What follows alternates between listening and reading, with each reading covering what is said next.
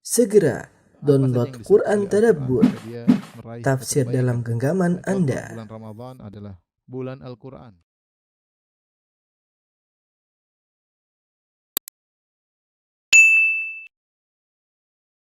Bismillahirrahmanirrahim. Assalamualaikum warahmatullahi wabarakatuh. Alhamdulillahi ala ihsani wa syukru lahu ala taufiqihi wa amtinani wa asyhadu an la ilaha illallah wahdahu la syarika lahu ta'ziman li sya'nihi wa asyhadu anna Muhammadan abduhu wa rasuluhu da'ila ridwani. Allahumma salli alaihi wa ala alihi wa ashabihi wa ikhwani. Ikhwan dan akhwat yang dirahmati oleh Allah Subhanahu wa taala. Alhamdulillah pada kesempatan pagi hari ini kita bisa berkumpul bersama dalam rangka saling menasihati, dan pada kesempatan kali ini kita akan mengangkat satu topik yang judulnya adalah ketetapan Allah adalah yang terbaik. Ya. Dan pembahasan ini diangkat dari sebuah hadis yang menunjukkan akan hal itu, yaitu al-khair fi makhtarahullah, yang terbaik adalah apa yang Allah pilih. Berdasarkan hadis Nabi sallallahu alaihi wasallam, ajaban li amril mu'min, innal amrahu kullahu khair wa laisa dzalika illa lil mu'min. Sungguh menakjubkan perkara seorang mukmin, sungguhnya perkaranya seluruhnya adalah baik. Wa laisa dzalika illa lil mu'min, dan ini tidak berlaku kecuali kepada orang yang beriman. In asabahu sarra syakara fakana khairan lahu. Kalau dia mengalami perkara-perkara yang menyenangkan dia, hal-hal yang menggembirakannya, maka dia bersyukur dan itu terbaik baginya. Wa in asabahu dharra, dan jika dia ditimpa dengan kemudaratan, sabar, dia bersabar, fakana khairan lahu, maka itu adalah yang terbaik baginya. Hadis ini menjelaskan bahwasanya al khair khiratullah, yang terbaik adalah pilihan Allah Subhanahu wa taala, namun ini hanya berlaku bagi orang yang beriman. Karena Nabi SAW mengatakan, ajaban li amril mu'min, inna amrahu kullahu khair, wa laysa dzalika illa lil mu'min. Kata Nabi SAW, sungguh menakjubkan perkara seorang mukmin, seluruh perkaranya baik. Namun ini tidak berlaku kecuali hanya bagi seorang yang beriman. Ini adalah landasan yang harus kita yakini, bahwasanya ketetapan Allah adalah yang terbaik. Dalam salah satu doa istiftah, Nabi SAW mengatakan, wasyarru laisa ilaik, dan keburukan tidak kembali kepadamu, ya, secara murni, yaitu pasti apa yang kau tetapkan yang mungkin nampak bagi kita adalah keburukan, ternyata pasti itu baik. Segala ketetapan Allah adalah yang terbaik. Dan siapa yang meyakini akan hal ini, dia akan ridha dengan keputusan Allah Subhanahu wa taala. Makanya orang yang ridha dengan keputusan Allah, dia akan merasakan manisnya iman. Nabi SAW mengatakan, dzaqa ta'mal iman, man radiya billahi rabba wa bil islami dina wa bi Muhammadin rasula. Akan merasakan manisnya iman siapa yang ridha Allah sebagai Tuhannya. Man radiya billahi rabba, dia ridha Allah sebagai Tuhannya, wa bil islami dina, dan dia ridha Islam sebagai agamanya, dan dia ridha Muhammad sebagai nabinya. Di antara bentuk ridha kepada Allah sebagai Tuhannya, yaitu dia pasrah dan dia menerima segala keputusan Allah Subhanahu wa taala. Maka dia akan merasakan manisnya iman. Ikhwan dan akhwat yang dirahmati Allah Subhanahu wa taala, pembahasan ini sangat penting bagi kita semua. Bagi saya sang pembicara maupun bagi antum al-mustami'un, para pendengar, dan al-mustami'at, para akhwat, ya. Karena kita sadar bahwasanya dalam kehidupan ini banyak hal yang tidak sesuai dengan prediksi kita, tidak sesuai dengan harapan kita, banyak, ya. Tidak semua yang kita inginkan berjalan dengan mulus. Tidak semua yang kita cita-citakan kita gapai. Banyak hal tidak sesuai dengan cita-cita kita, banyak hal tidak sesuai dengan harapan kita, banyak hal justru berbalik dengan apa yang kita harapkan. Namun sebagai seorang mukmin, kita harus yakin bahwasanya apa yang Allah tetapkan bagi kita itu yang terbaik. Dengan syarat kita seorang yang beriman. Ya, kalau tidak beriman lain ceritanya. Betapa banyak Allah Subhanahu wa taala menetapkan ketetapan yang buruk bagi orang-orang yang kafir. Faquti adabirul ladzina kafaru. Allah menghabisi orang-orang kafir, banyak. Allah membinasakan orang-orang yang yang membangkang kepada Allah Subhanahu wa taala. Allah azab, Allah siksa. Allah menghukum mereka dengan su'ul khatimah, dengan kesudahan yang buruk, ya. Tentu dia tidak ingin demikian. Maka aturannya, ketetapan menjadi yang terbaik bagi kita jika kita beriman kepada Allah Subhanahu wa taala. Ikhwan dan akhwat yang dirahmati oleh Allah Subhanahu wa taala. Kita hamba yang lemah. Kita tidak tahu tentang apa yang terbaik bagi kita. Kenapa? Karena kita tidak tahu hal yang gaib. Pandangan kita terbatas dan kita tidak mengetahui kondisi kita secara makro. Kita tahu yang di depan kita yang menurut prediksi kita, menurut sisi pandangan kita saja. Padahal kita ini hidup dalam banyak sisi, dalam banyak pandangan, dalam banyak keterkaitan. Yang mengetahui itu semua hanyalah Allah Subhanahu wa taala karena semua di bawah ciptaan Allah Subhanahu wa taala. Allah Subhanahu wa taala yang tahu tentang apa yang gaib bagi kita yang tidak kita ketahui. Jangankan kita, Nabi SAW pun tidak tahu. Dalam surat Al-A'raf kata Allah Subhanahu wa taala, "Qul la amliku li nafsi naf'an wala dharran illa ma syaa Allah." Katakanlah wahai Muhammad, la amliku li nafsi naf'an wala dharran illa ma syaa Allah. Aku ini tidak bisa berkuasa untuk mendatangkan kemanfaatan bagi diriku atau menolak kemudaratan dari diriku kecuali dengan kehendak Allah Subhanahu wa taala. Walau kuntu a'lamul ghaiba, kalau saya tahu ilmu gaib, lastakthartu minal khair. Tentu aku akan perbanyak melakukan kebajikan. Wa ma massani yasu, dan aku tidak akan ditimpa dengan kemudaratan. In ana illa nadhirun wa basyirun liqaumin yu'minun. Aku hanyalah pemberi kabar gembira dan beri peringatan bagi orang yang beriman. Nabi saja mengatakan, "Lau kuntu a'lamul ghaib," kalau aku tahu ilmu gaib, lastakthartu minal khair. Tentu aku akan perbanyak melakukan kebajikan. Tapi Nabi tidak tahu ilmu gaib, ya. Nabi tidak tahu. Nabi menyangka ini yang terbaik baginya, ternyata tidak tepat. Nabi menyangka ini buruk baginya, ternyata tidak tepat. Allah yang lebih tahu. Contoh sederhana. Nabi ditegur oleh Allah beberapa kali karena Nabi menyangka itu yang terbaik baginya.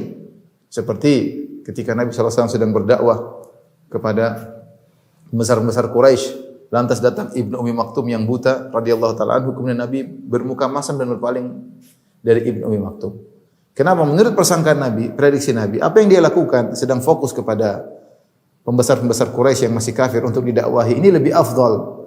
Karena jika pembesar-besar ini masuk Islam, maka bawahannya akan mudah masuk Islam. Sementara Ibnu Ummi Maktum sudah Islam, sehingga ditunda tidak jadi masalah. Ini menurut prediksi Nabi SAW.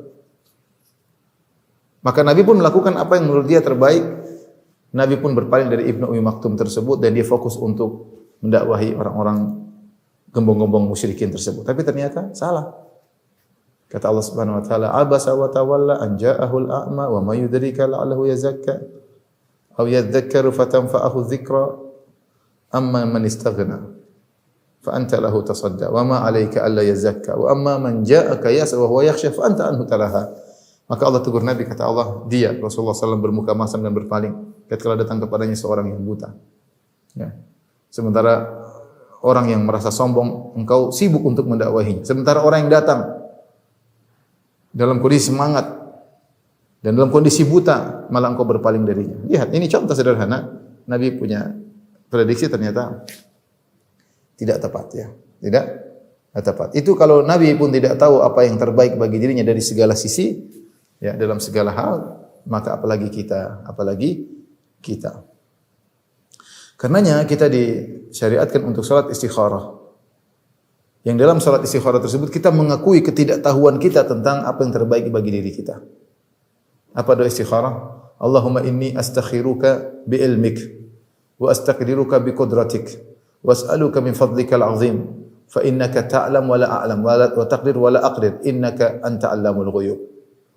Ya Allah, aku minta pilihanmu. Astakhiruka, aku minta pilihan, bukan aku yang milih, Allah. Bi'ilmik, dengan ilmumu yang maha mengetahui segalanya, maha mengetahui yang gaib, maha mengetahui yang terbaik untukku. Yang aku tidak lebih tahu daripada engkau, lebih tahu daripada diriku sendiri. Seorang hamba tidak tahu apa yang masuk bagi dirinya. Allah lebih tahu. Kenapa? Karena cakupan kita sedikit, ilmu kita pendek. Pandangan kita pendek, sisi yang bisa kita lihat cuma sedikit. Padahal keterkaitan dengan kita banyak. Allah yang lebih tahu. Logika sederhana, seperti kita punya anak. Anak kita Menurut dia maslahat dia tuh makan ini, main ini. Maslahat dia tidak. Itu karena memang ilmu dia cuma sampai situ. Menurut dia paling maslahat bagi seorang anak adalah main melulu. Paling maslahat bagi seorang anak adalah makan permen melulu. Tapi ibunya menegur, jangan makan ini aja. Sampai dia nangis. Kadang dia ini dicubit oleh ibunya. Kenapa? Ibunya lebih tahu tentang maslahat sang anak daripada sang anak sendiri. Meskipun sang anak tidak terima, meskipun pedih hatinya sampai dia menangis. Ketika dilarang ini, dilarang anu, kemudian diberikan sesuatu yang dia tidak sukai, disuruh makan apa yang dia tidak sukai, dipaksa makan yang tidak dia sukai. Ya, dia menangis. Karena dia tidak tahu itu maslahat bagi dirinya. Yang tahu ibunya, maka ibunya yang memaksakan. Ini logika sederhana walillahil matsalul a'la. Dan Allah perumpamaan yang lebih tinggi. Dan Allahu arhamu bi ibadi min hadi bi walid. Allah lebih sayang kepada hamba-Nya daripada seorang ibu kepada anaknya. Kita punya cita-cita. Kita punya keinginan. Menurut pandangan kita, prediksi kita, menurut perhitungan kita ini yang terbaik bagi kita. Tapi ingatlah bahwasanya database kita untuk menilai terbatas. Kita tidak tahu ilmu gaib. Kehidupan kita terkait dengan banyak hal. Database kita untuk menilai terbatas. Maka serahkanlah pemilihan hanya kepada Allah Subhanahu wa taala karena Allah yang Maha mengetahui apa yang terbaik bagi kita. Itulah doa istikharah. Allahumma inni astakhiruka bi ilmik. Ya Allah, aku mohon pilihanmu untuk urusanku dengan bertawassul dengan ilmumu. Ya. Wa astaqdiruka bi qudratik. Aku mohon pertolonganmu dengan kekuasaanmu. Ya. Karena aku tidak mampu. Kekuatanku terbatas. Untuk mengetahui mana yang terbaik, untuk melaksanakan apa yang terbaik, terbatas. Subhanallah, manusia lemah ya. Ilmunya terbatas, kemampuannya terbatas. Was'aluka min fadlikal azim, tapi aku mohon kepada Engkau karuniamu yang besar. Karimul luas ya Allah. Fa innaka taqdir wa la aqdir. Karena Engkau yang berkuasa, aku tidak berkuasa. Wa ta'lam wa la a'lam. Engkau yang tahu, aku tidak tahu. Wa anta 'allamul ghuyub, dan Engkau mengetahui perkara-perkara yang gaib. Allahumma in kunta ta'lam anna hadzal amr. Ya Allah, jika Kau tahu perkara ini khairan li fi dini, disebutkan perkaranya. Nikah kayak beli barang kayak jual barang kayak pindah tempat tinggal kayak ya, dalam segala urusan yang kita perlu pilihan Allah, maka kita salat. Kemudian baca doa istikharah tersebut. In kunta ta'lam anna hadzal amr khairan li fi dini wa ma'ashi wa akibati amri. Faisirhu li. Ya Allah, kalau Kau tahu ini baik bagiku, untuk agamaku, untuk duniaku dan kesudahanku cepat atau lambat, maka mudahkan aku. Tapi kalau Kau tahu ini buruk, maka jauhkanlah ini dariku. Jauhkanlah diriku darinya dan takdirkan yang terbaik bagiku. Ya. Jadi betapapun kita menerka-nerka apa yang terbaik bagi kita, tetap Allah yang lebih tahu. Makanya Allah bikin kaidah dalam Al-Quran, kata Allah Subhanahu Wa Taala, wa asa an takrahu syai'an wa huwa khairul lakum. Bisa jadi kau membenci sesuatu, namun itu baik bagimu. Wa asa an tuhibbu syai'an wa huwa syarrul lakum. Bisa jadi kau menyukai sesuatu ternyata buruk bagimu. Wallahu ya'lamu wa antum la ta'lamun. Allah yang tahu, kalian tidak mengetahui. Ini kaidah, kesimpulan. Dan kita harus ingat-ingat hal ini. Ingat, kita ini anak kecil, logikanya anak kecil dan ibu kita yang lebih tahu tentang kebaikan kita. Kita hamba Tuhan pencipta kita yang menciptakan onderdil kita ini, yang tahu jiwa kita, yang mengetahui fisik kita, yang mengetahui diri kita, yang mengetahui masa depan kita, lebih tahu tentang apa yang terbaik bagi kita. Lebih terbaik bagi kita. Makanya kita serahkan kepada Allah. Allah ingatkan tadi, wa asa an takrahu syai'an wa huwa khairul lakum. Bisa jadi kau benci sesuatu ternyata baik bagimu. Wa asa an tuhibbu syai'an wa huwa syarrul lakum. Bisa jadi kau mencintai sesuatu ternyata buruk bagimu. Wallahu ya'lamu wa antum la ta'lamun. Allah yang tahu dan kalian tidak mengetahui. Allah sebutkan sebabnya. Kenapa bisa jadi yang baik ternyata buruk, bisa jadi yang buruk ternyata baik? Kenapa? Sebabnya. Wallahu ya'lamu, Allah tahu, wa antum la ta'lamun. Kalian tidak mengetahui. Prediksi kalian sering salah, persangka kalian sering salah, perhitungan kalian sering salah. Jadi inilah yang membuat agar mengakar dalam diri kita dan kita akan hidup dengan tenteram. Kita akan merasakan manisnya iman kalau kita ridha dengan keputusan Allah. Karena kita tahu itu keputusan yang terbaik. Tuhan kita dialah Allamul Ghuyub, yang tahu tentang hal-hal yang gaib. Ya. Tuhan kita yang mengatur segalanya. Afaman huwa qa'imun ala kulli nafsin bima kasabat. Apakah Tuhan yang mengurusi seluruh jiwa dengan apa yang dia lakukan? Jadi kita ini diurusi oleh Allah secara detail, masing-masing kita. Jangan kita menyangka bahwasanya Allah tidak mengurusi kita secara person demi person. Allah mengurusi kita secara detail, person demi person, setiap urusan kita. Beda kalau kita bicara tentang penguasa di dunia, taruhlah kita bicara tentang misalnya direktur suatu perusahaan. Jadi dia ngatur secara global doang. Dia tidak bisa ngatur anak buahnya secara detail. Karena kemampuan dia terbatas, ilmu dia terbatas, jangkauan dia terbatas. Apalagi kalau anak buahnya ternyata ratusan sampai ribuan, dia tidak mampu. Dia butuh pembantu-pembantu yang untuk mengurusi secara memberi informasi kepada dia. Apalagi kalau kita bicara tentang menteri, kita bicara tentang kepala negara, lebih sulit lagi. Allah tidak seperti itu. Allah mengurusi kita detail satu demi satu. Makanya betapa sering kita berdoa kepada Allah, Allah kabulkan. Di saat kita menghadapi suatu perkara yang seakan-akan mustahil, tiba-tiba Allah kabulkan. Kenapa? Karena Allah mengurusi kita detail satu demi satu. Sebagaimana Allah mengurusi saya, Allah mengurusi antum. Person per person. Jangan menyangka ya Allahnya tahu secara global, enggak.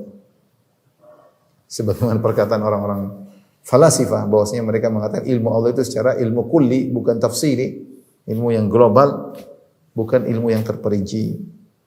Ta'ala Allahu amma yaquluna uluwan kabira. Maha suci Allah dari ucapan mereka tentang Allah Subhanahu wa taala. Jadi Allah Maha berilmu, kemudian Allah Maha mengurusi kita. Ya. Allahus Samad, yang semua makhluk bergantung kepada Allah Subhanahu wa taala, ya. Kemudian ingat Allah Al-Hakim, Allah Maha bijak.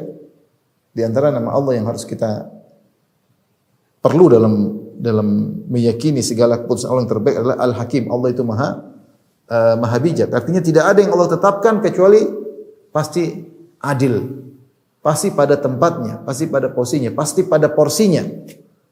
Karena al-hikmah itu wad'u syai' fi mawdhihi, meletakkan suatu pada tempatnya. Dan Allah Al-Hakim. Dan saya sampaikan bahwasanya Al-Hakim sifat Allah, hikmah ini adalah sifat dzatiyah. Sifat dzatiyah adalah sifat yang tidak pernah lepas dari Allah. Semua perbuatan Allah, semua ketetapan Allah, semua keputusan Allah, semua hukum Allah, semuanya hikmah. Tidak pernah satu detik pun Allah keluar dari sifat bijak, enggak ada. Enggak mungkin. Karena sifatul hikmah adalah sifatun dzatiyah lillah. Sifat dzatiyah itu sifat yang tidak la tanfaq anillah, tidak pernah lepas dari Allah. Allah senantiasa memiliki sifat tersebut. Sehingga yakinlah tidak pernah Allah salah dalam memutuskan. Tidak pernah Allah keliru dalam memilih untuk hambanya. Allah pasti memilihkan yang tepat, yang terbaik. Al-khair fi makhtarahullah. Yang terbaik adalah apa yang Allah pilih.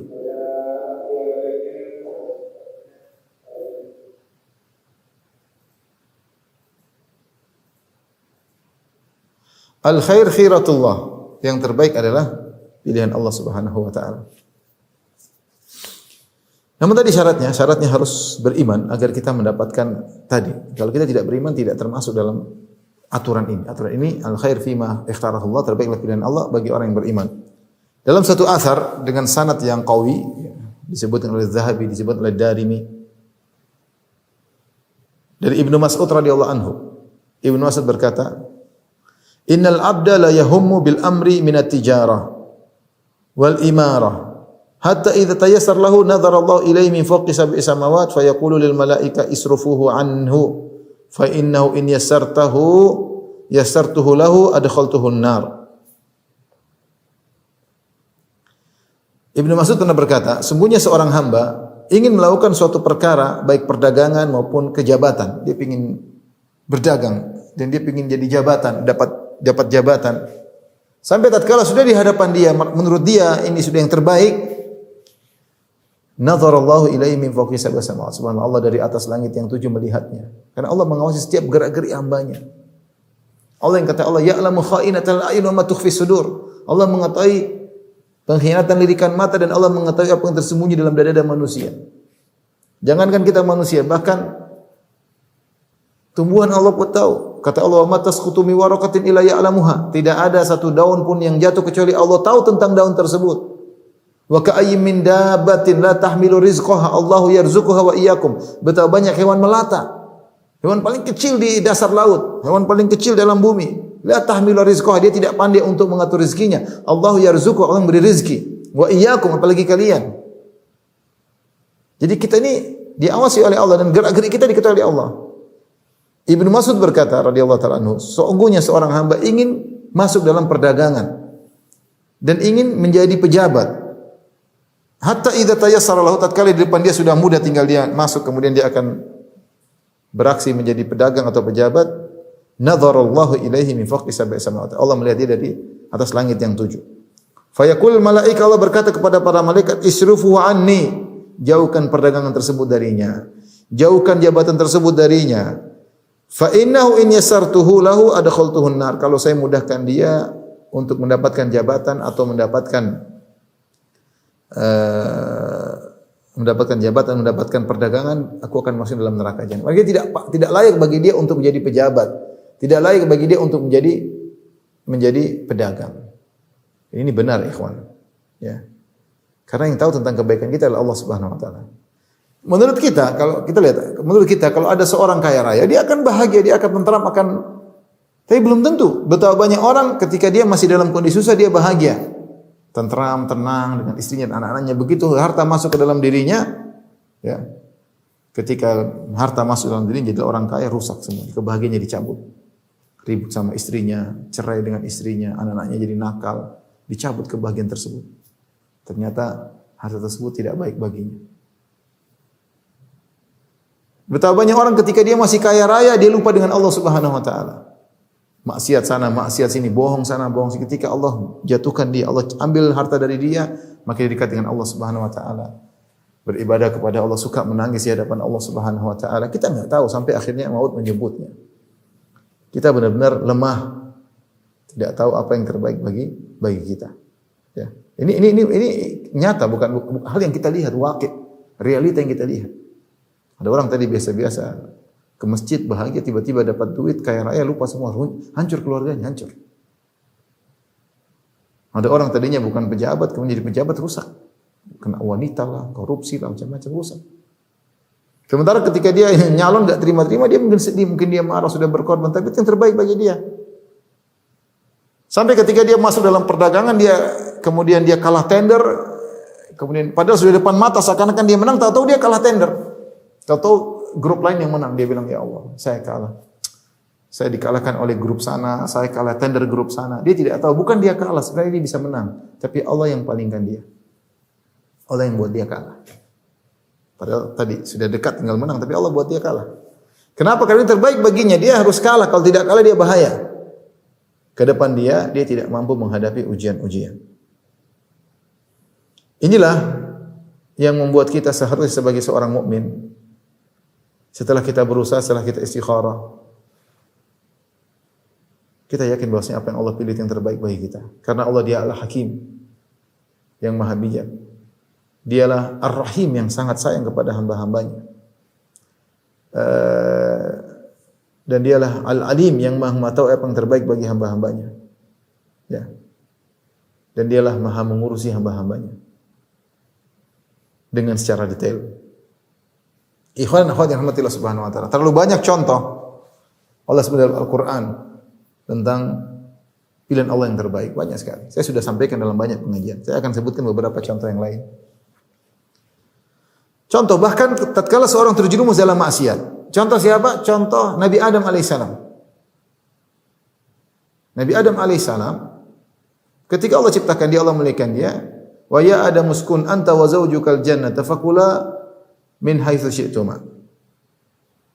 Wahai Adam, setelah Allah ciptakan Adam, menciptakan Hawa, kemudian kata Allah, ya Adam, tinggallah kau di surga bersama istrimu Hawa dan makan sepuasmu. Adam dan Hawa dia tidak ada begitu-begitu saja, ya cuma dimuliakan, masukkan dalam surga. Tapi dia bukan seorang rasul.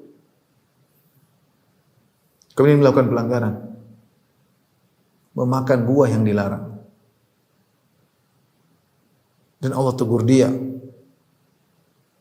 Alam anhakuma antilkuma syajarati wa aqul lakuma inna syaitana lakum aduwwum mubin. Allah bilang, wahai Adam, bukan saya sudah larang kamu? Dan sudah saya ingatkan bahwasanya jangan kalian makan dari pohon tersebut. Dan sudah saya tegur bahwasanya syaitan adalah musuh kalian yang nyata. Adam berkata, qala rabbana zalamna anfusana. Adam dan Hawa berkata, Ya Rabb kami telah menzalimi diri kami. Wa illam taghfir lana wa tarhamna, kalau engkau tidak maafkan kami dan tidak merahmati kami, lanakunanna minal khasirin, kami sungguh-sungguh menjadi orang yang merugi. Allah ampuni. Allah turunkan ke bumi. Situlah mulai Adam alaihissalam menjadi lebih mulia. Kata Allah, "Tsumma jatabahu rabbuhu fataba alaihi wa hada." Kemudian Allah pilih dia. Ijtaba, Allah pilih Adam menjadi seorang nabi. Tsumma jatabahu rabbuhu, Allah pilih Adam. Fataba alaihi, Allah terima taubatnya. Wa hada, dan Allah beri petunjuk kepadanya. Ternyata setelah Adam turun ke bumi, maka ternyata banyak faedah yang bisa didapatkan. Lahirlah dari keturunannya para rasul, orang-orang saleh dan macam-macam. Ya. Tapi intinya dia mendapatkan ijtiba, mendapatkan pilihan dari Allah setelah dia melakukan pelanggaran, setelah dia turun. Sehingga timbullah kerinduan baginya untuk kembali ke kampung halamannya. Sehingga dia lebih bersyukur kepada Allah nanti kalau masuk surga. Sehingga dia tahu nikmat, bagaimana nikmat surga setelah dia keluar dari surga. Karena Allah mengatakan, "Fala yukhrijannakuma minal jannati fatashqa." Hati-hati Adam, jangan sampai iblis mengeluarkan kau dari surga, kau akan menderita. Dan benar dia merasakan penderitaan tersebut. Intinya apa? Bahkan ketika Adam melakukan maksiat, ternyata ketetapan yang Allah tetapkan bagi Adam yang terbaik. Kenapa? Karena dia beriman. Ketika dia melakukan maksiat, dia bertobat kepada Allah. Beda ketika orang bermaksiat dan tidak bertobat, tidak beriman, ya ini ketetapan buruk bagi dia. Semakin parah sampai berujung pada su'ul khatimah, berarti buruk bagi dia. Ingat, kita bilang kaidah ini, ketetapan orang terbaik ini berlaku bagi orang yang beriman.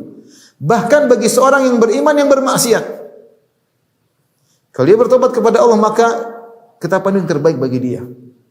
Dia tahu bahayanya maksiat.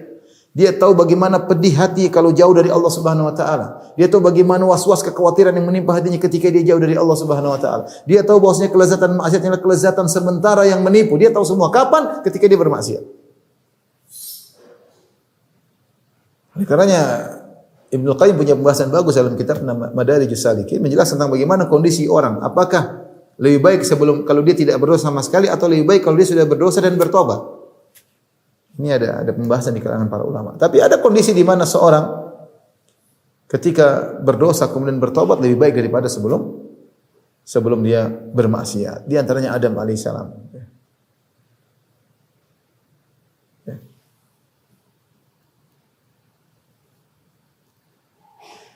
Menunjukkan bahwasanya keputusan Allah terhadap Nabi Adam lebih baik.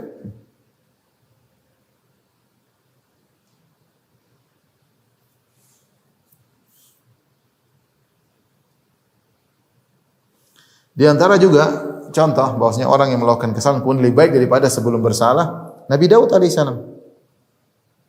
Allah sebutkan ya kisah Nabi Daud alaihissalam ketika dia salah berhukum, ya. Allah mengatakan wa dhanna Dawudu annama fatannahu fastaghfar rabbahu wa kharra raki'an wa anaba faghafarna lahu dzalik.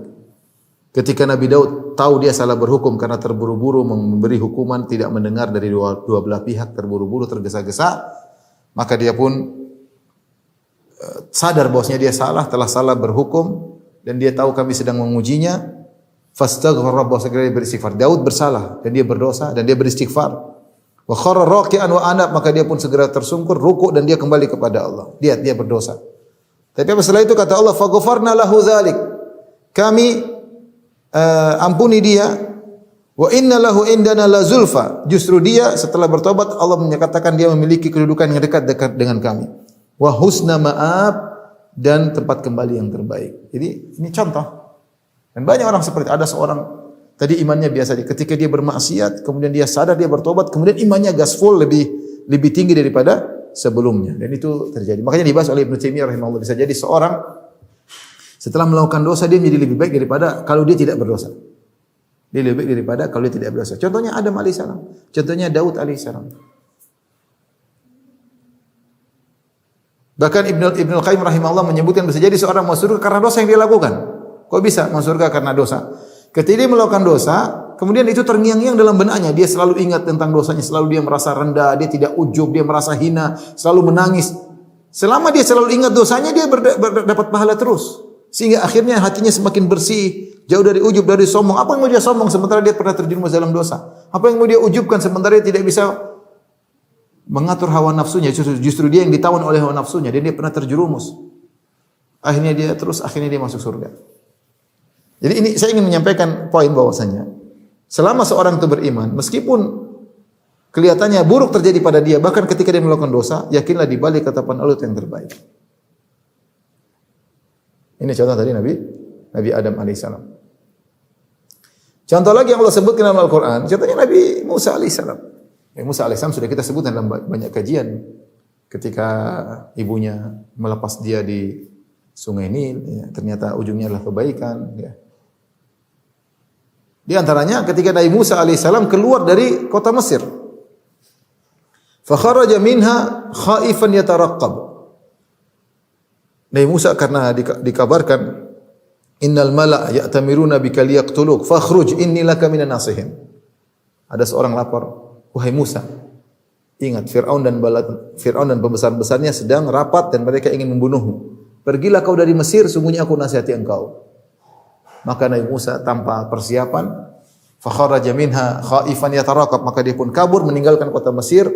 Yatarakab itu khawatir. Sini mungkin ada tentaranya Firaun, mungkin dari sini tentaranya Firaun yang nangkap dia khawatir. Yatarakab. Akhirnya pergilah dia meninggalkan segala kemewahan kehidupannya yang dia adalah anak angkat Firaun. Dia pergi kemudian menuju ke Madian. Jadi penggembala kambing di sana. Tapi ternyata subhanallah Allah ingin kebaikan baginya. Akhirnya dia menikah dengan seorang wanita soleha. Dia punya mertua yang soleh, punya kehidupan baru. Penggembala kambing, ternyata dengan menggembala kambing dia bisa mengatur dan setiap nabi pasti penggembala. Akhirnya dia diangkat menjadi seorang rasul. Subhanallah, ternyata di balik keluarnya dia dari kota Mesir ternyata mendatangkan banyak kebaikan bagi Musa alaihissalam. Contoh menarik juga, ketika Nabi Musa alaihissalam kabur dengan Bani Israel meninggalkan Fir'aun karena mereka ingin dibunuh oleh Fir'aun, maka dia pun pergi sampai akhirnya terjebak di hadapan Laut Merah. Ya. Falamma tara al-jam'ani, di waktu fajar menyingsing, falamma tara al-jam'ani, ketika dua pasukan saling melihat, itu pasukan Fir'aun dengan balantaranya yang banyak tapi masih jauh. Dan kaum Nabi Musa melihat, falamma tara al-jam'ani, dua kumpulan saling melihat, qala ashabu Musa inna lamudrakun. Kata pengikut Nabi Musa, kita bakalan ketangkap. Mau kemana kita? Ke depan Laut Merah, ke belakang musuh, kita enggak bisa kabur. Kata Musa, kalla inna ma'iya rabbi sayahdin. Sekali-sekali tidak. Allah bersama aku dan dia akan beri petunjuk kepadaku. Intinya akhirnya Musa memukulkan tongkatnya, kemudian laut terbelah.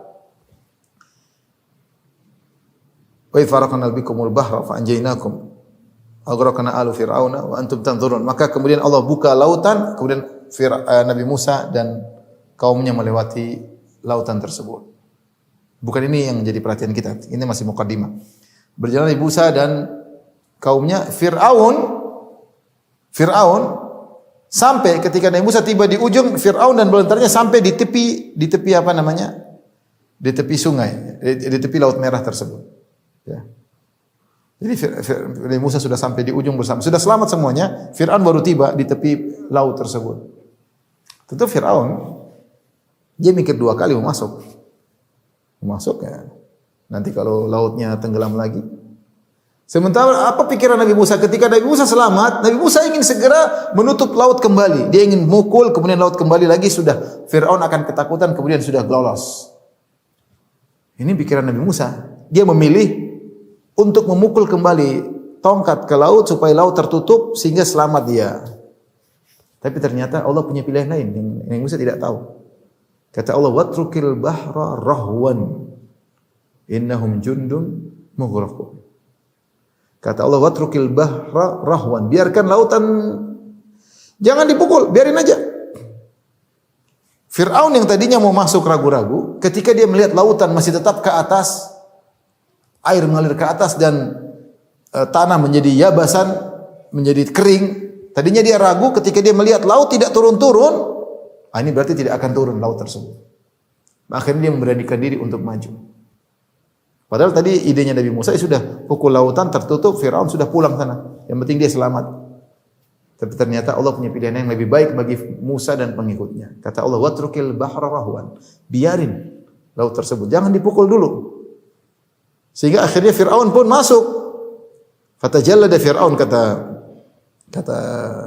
Ibnu Katsir, Firaun kemudian sok jagoan, padahal dia juga cemen, tapi dia karena mengaku sebagai Tuhan dia masuk ke dalam. Ketika dia masuk dia mengatakan, "Wahai kaumku, sungguhnya aku Tuhan, lihatlah laut terbelah untukku. Ayo ke semua datang." Ini semua masuk. Ketika semua sudah masuk dalam lautan, baru Allah menyuruh mukul lautan kedua kali. Dipukul tertutup, maka mereka pun mughraqun, mereka pun tenggelam. Dan ada faedah, wa antum tanzurun. Wa aghraqna ala fir'auna wa antum tanzurun. Kata Allah, kami tenggelamkan Fir'aun dan bala tentaranya, wa antum tanzurun, dan kalian melihat bagaimana tenggelamnya mereka. Jadi pilihan Allah yang terbaik. Kalau Musa harus memilih, dia tadi ingin mukul segera biar laut tertutup, tapi Allah punya pilihan lain. Agar Fir'aun dan bala tentaranya binasa. Ini ketetapan yang terbaik bagi Nabi Musa, ketetapan terburuk bagi Fir'aun. Ini semua ketetapan Allah. Tapi ketetapan ini terbaik bagi Musa dan pengikutnya, ini ketetapan terburuk bagi Fir'aun dan bala tentaranya. Sejak saat itu Nabi Fir'aun disiksa oleh Allah dalam alam barzah sampai hari kiamat kelak. Ya. Makanya saya bilang, Allah lebih tahu tentang apa yang terbaik bagi kita.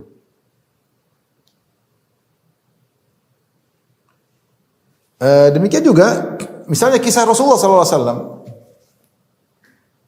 Kisah Rasulullah SAW. Rasulullah SAW dalam perang Badar, ya. Para sahabat tidak ingin perang melawan Abu Jahal. Wa idh ya'idukumullahu ihda at-ta'ifataini annaha lakum wa tawadduna ana ghayra dzati syaukati takunu lakum.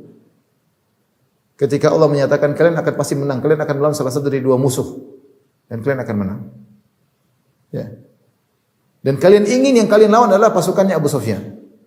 Ini kisah sederhana perang Badar ketika Abu Sufyan datang dengan bawa 40 pengawal dengan bawa emas yang sangat banyak, kalau nggak salah 200 kg emas, 50 berapa ribu dinar ya. Kemudian Nabi ingin mencegat Abu Sufyan untuk mengambil hartanya. Dan para sahabat semangat. Makanya Nabi cuma bawa sebagian sahabat, ada yang izin pulang untuk minta bawa tunggangan, katanya enggak usah, yang siap aja jalan. Akhirnya yang dalam cuma 315 atau 319. Dan jumlah 319 ini sudah cukup untuk melawan 40 pengawal Abu Sufyan. Ternyata Abu Sufyan dengar Rasulullah SAW ingin datang, maka dia kabarkan Abu Jahal. Abu Jahal pun datang dengan 1000 pasukan. Para sahabat enggak tahu nih, sementara mereka berjalan menuju Badar, apa yang akan mereka lawan? Apakah mereka akan melawan Abu Sufyan yang cuma 40 pasukan, ataukah mereka akan melawan Abu Jahal yang 1000 pasukan? Dan mereka inginnya melawan Abu Sufyan karena mudah. Udah mudah, kemudian dapat emas 200 kg, enak. Jangan sampai melawan Abu Jahal 1000 pasukan dengan pasukan yang penuh. Makanya Allah mengatakan wa tawadduna anna ghairu dzati syauki takunu lakum. Sementara kalian inginnya yang dilawan adalah pasukan Abu Sufyan, bukan Abu Jahal. Dari sisi apa? Abu Sufyan pasukannya cuma 40 orang. Hartanya banyak. Semua perdagangan Quraisy ketika itu dibawa oleh Abu Sufyan. Harta orang Quraisy semua di situ. Jadi sudah musuh sedikit, untung banyak. Daripada Abu Jahal. Abu Jahal 1000 pasukan persenjataan lengkap. Harta yang diperoleh tidak banyak. Ya kalau disuruh pilih, mending pilih ini. Makanya Allah mengatakan wa tawadduna ayna ghayra dzati syau'i takunu lakum. Makanya kalian ingin dapat pasukan yang lemah. Ya. Ternyata ya, Allah mentakdirkan mereka melawan Abu Jahal yang mereka tidak sukai. Ya.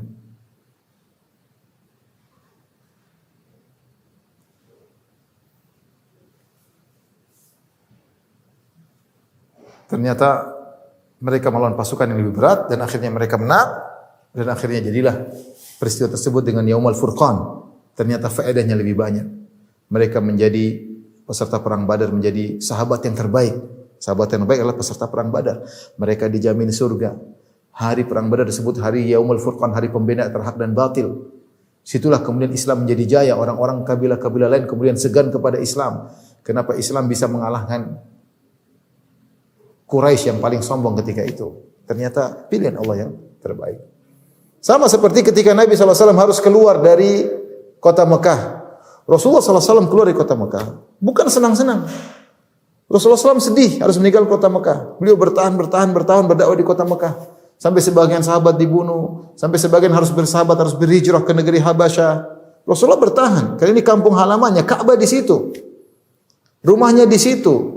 Istrinya di situ, meninggal di situ, anak-anaknya lahir di situ, semuanya di kota Mekah. Nostalgia yang indah semua di kota Mekah. Tapi ternyata tidak menyenangkan. Mereka ingin bunuh Nabi sallallahu alaihi wasallam. Siapa yang senang kemudian kabur, dikejar-kejar, sembunyi dalam gua Jabal Thawr? Semua tidak menyenangkan. Makanya ketika Nabi sallallahu alaihi wasallam keluar dari kota Mekah, Nabi mengatakan, "Innaki la khairu ardillahi wa ahabbu ardillahi ila Allah." Wahai kota Mekah, sungguhnya engkau adalah negeri yang terbaik. Negeri yang paling dicintai oleh Allah. Laula anna qaumaki akhrajuni ma kharajtu minki. Kalau kaummu tidak mengusirku, aku tidak akan keluar. Rasulullah meninggalkan kota Mekah dengan sedih. Tapi ternyata Allah punya rencana yang lebih baik. Ternyata Nabi beri kota Mekah, mendirikan daulah Islamiyah, kemudian akhirnya menaklukkan Jazirah Arab. Ini semua dimulai dari hijrahnya Nabi meninggalkan Mekah ke Madinah. Secara sebab, kalau bukan karena hijrah, ya tentunya semua diatur oleh Allah. Tapi secara sebab, kalau bukan karena hijrah, tidak akan terjadi negara Islam. Tidak akan tegak negara Islam. Tidak akan dikuasai kota Mekah. Tidak terjadi Fatu Makkah, penaklukan kota Mekah. Ini semua menunjukkan bahwasanya pilihan Allah adalah yang terbaik. Ya. Dan banyak kisah-kisah yang sudah pernah saya sampaikan dalam pengajian lain. Kisah Nabi Yusuf alaihissalam, kisah Nabi Musa dalam sisi yang lain. Ya. Kisah Hadithatul Ifk, kisah Aisyah radhiyallahu taala anha, dan banyaknya. Saya tidak ingin mengulang karena sudah pernah saya sampaikan di kajian yang lain. Demikian dalam hadis-hadis Nabi sallallahu alaihi wasallam betapa banyak ya. Demikian Al-Qur'an seperti kisah siapa? Kisah Nabi sallallahu alaihi wasallam ketika menikah dengan Zainab bintu Jahshin ya. Yang Allah abadikan dalam surat Al-Ahzab ya. Itu juga kisah yang menarik, sudah pernah saya sampaikan juga ya. Kemudian juga dalam hadis-hadis Nabi misalnya tentang Ummu Salamah radhiyallahu taala anha yang meninggal suaminya Abu Salamah, lantas dia berdoa kepada Allah, akhirnya Allah menggantikan dengan suami yang lebih baik yaitu Nabi Muhammad sallallahu alaihi wasallam. Contoh kisah seperti dalam hadis juga kisah Fatimah bintu Qais ketika dia dilamar oleh Muawiyah bin Abi Sufyan dan di Abu Jaham. Kata Rasulullah, jangan nikahi mereka berdua, nikahilah, ingkahi Usama. Usama seorang budak, bekas budak, bapaknya budak, bekas budak, dan dia berkulit hitam, secara fisik kurang menarik. Ya. Dan tidak terkenal, bukan Quraisy. Secara fisik kurang menarik, secara nasab bukan Quraisy. Beda dengan Muawiyah Abu Jaham. Tapi Rasulullah mengatakan, ya Fatimah nikahilah Usama. Akhirnya ketika nikah, ternyata banyak faedah yang dibalik itu karena dia memilih pilihan Rasulullah sallallahu alaihi wasallam. Jadi banyak sekali Allah sebutkan contohnya dalam Al-Qur'an dan juga hadis-hadis, kisah-kisah dalam hadis-hadis Nabi sallallahu alaihi wasallam yang menunjukkan untuk mengokohkan kita bahwasanya pilihan Allah yang terbaik. Dan ini ikhwan dan akhwat yang dirahmati Allah Subhanahu wa taala, menekankan kepada kita bahwasanya kita hanya bisa berusaha, ikhtiar. Agar kita tahu bahwasanya pilihan Allah yang terbaik bagi kita, kita harus ikhtiar. Kita ikut prosedur. Karena saya sudah sebutkan tadi, syarat agar kita mendapat pilihan terbaik kita harus beriman. Kalau tidak beriman, tidak berlaku. Bisa jadi kita diberikan ketetapan yang buruk. Makanya agar kita bisa memastikan ketetapan Allah yang terbaik, kita ikut prosedur. Prosedur gimana? Ikhtiar bahasa kita. Yaitu badlul asbab. Kalau bahasa Arabnya badlul asbab, orang terjemahkan dengan bahasa Indonesia dengan ikhtiar. Itu berusaha. Berusaha berdoa. Kata Nabi SAW, ihris ala ma yanfa'uk wasta'in billah wala ta'jazanna. Semangatlah melakukan apa yang terbaik bagimu, lakukan apa yang ihris ala ma yanfa'uka. Semangatlah engkau melakukan apa yang bermanfaat bagimu. Wasta'in billah, minta tolong kepada Allah, wala ta'jazanna, dan jangan malas. Fa in asabaka syai', kalau kau sudah berusaha ternyata menimpamu perkara yang kau tidak sukai, fala taqul law anni fa'altu kadza wa kadza lakana wa kadza wa kadza. Jangan katakan coba tadi kalau saya begini, fa inna law taftahu amal syaitan. Karena perkataan seandainya ini membuka pintu syaitan. Walakin qul, tapi katakanlah qaddarallahu ma syafa'al. Takdir Allah dan apa yang Allah lakukan apa yang terbaik.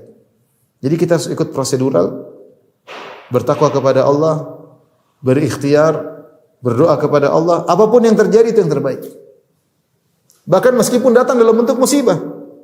Bukankah Nabi SAW mengatakan, "Idza arada man yuridillahu bi khairin yusib minhu."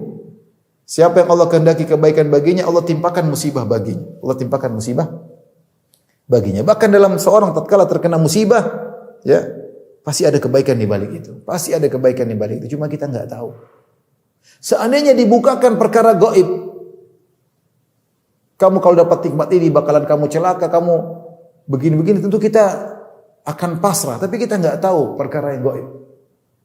Bisa jadi ketika kau dapat musibah, ternyata Allah ingin malingkan kau dari keburukan yang lebih parah. Bisa jadi tatkala kau terkena musibah atau tidak berhasil, Allah ingin menyediakan bagi engkau kenikmatan yang lebih daripada itu. Ini itu banyak, kita enggak perlu, artinya kita mengalami hal tersebut. Kita cita-cita pingin di sini, ternyata Allah pindahkan ke tempat yang lebih afdal.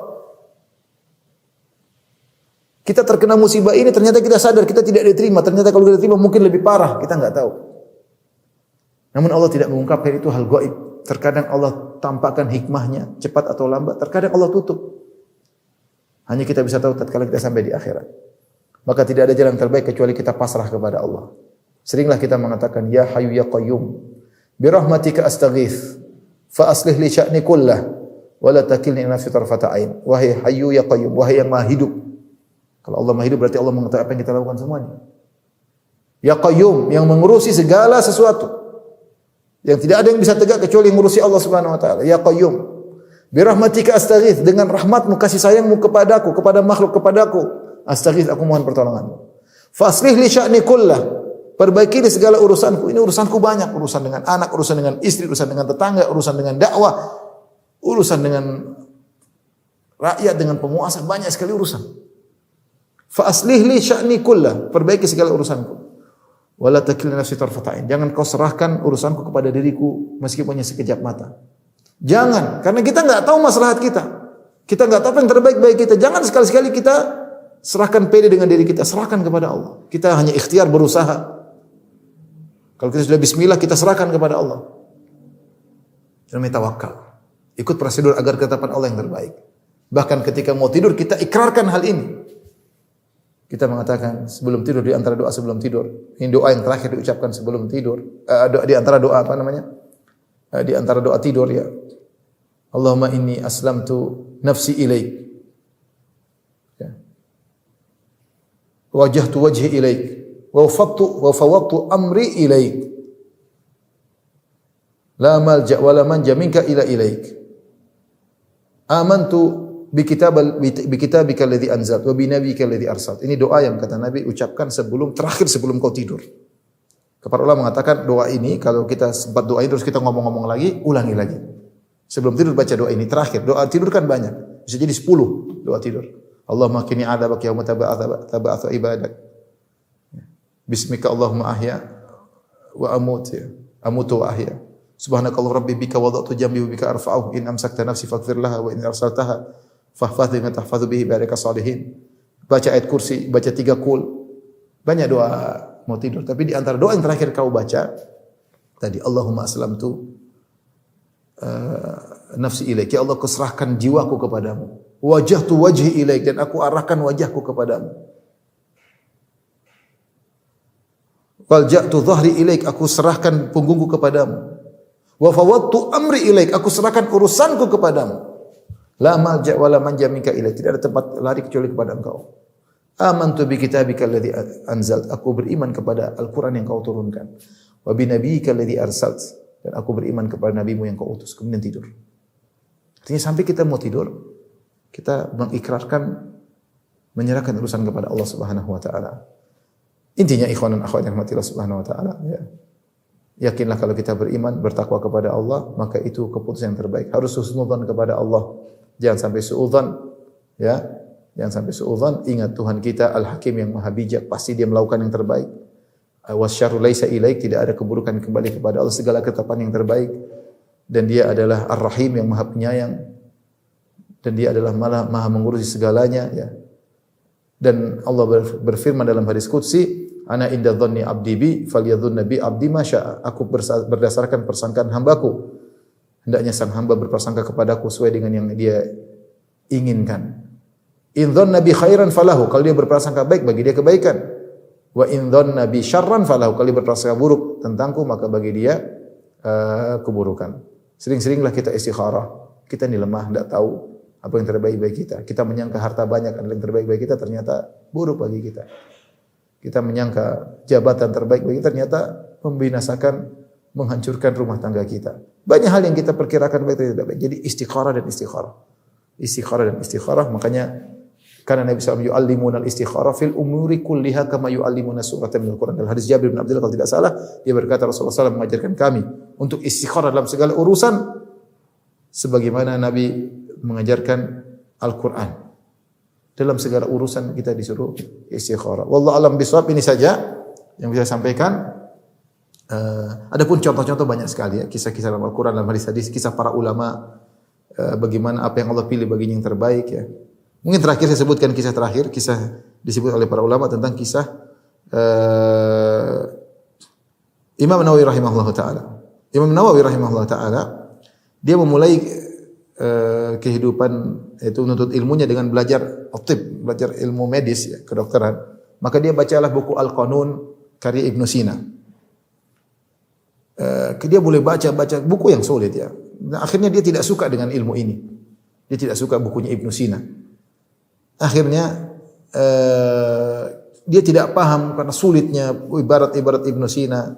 Sampai dia merasa berat. Akhirnya dia pun karena Ibnu Sina top, orang terkenal yang baca, orang hebat yang bisa paham bukunya orang hebat. Tapi dia berusaha dia tidak paham. Bukannya Imam Nawawi tidak pandai, Imam Nawawi orang sangat cerdas, tapi Allah bikin dia tidak paham. Akhirnya dia pun meninggalkan buku tersebut. Kemudian dia beralih kepada ilmu syar'i. Maka lihat apa yang terjadi, Allah bukakan bagi dia banyak kebaikan. Lihatlah buku-bukunya, Riyadhus Shalihin, Al-Azkar, kemudian kitab Arba'in Nawawiyah, ya. Kemudian Al-Minhaj Syarah Sahih Muslim, Al-Mujmu' Syarah Al-Muhadzab, semuanya kitab-kitab hebat yang dimanfaatkan oleh kaum muslimin sampai sekarang. Jadi wa asa an takrahu syai'an wa huwa khairul lakum. Bisa jadi apa yang kau tidak sukai ternyata baik bagimu. Wallahu a'lam bishawab. Demikian ikhwan-ikhwan di Tulung Agung dan juga para pemirsa yang saya sampaikan pada kesempatan ini, kurang lebih mohon maaf. Wabillahi taufiq wal hidayah. Assalamualaikum warahmatullahi wabarakatuh.